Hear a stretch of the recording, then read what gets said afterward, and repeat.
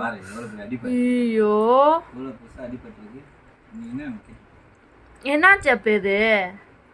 வலிக்குதா? ஆக்சிடென்ட் ஆயிடுச்சு. அந்த வண்டி ஏறிச்சு ஆக்சிடென்ட் ஆயிடுச்சு. அந்த வண்டியை காட்டு. வண்டி எப்படி? வண்டி இந்த வண்டியில தான். இந்த வண்டியில தான் ஆக்சிடென்ட் ஆச்சு. ஆக்சிடென்ட் ஆயிடுச்சு.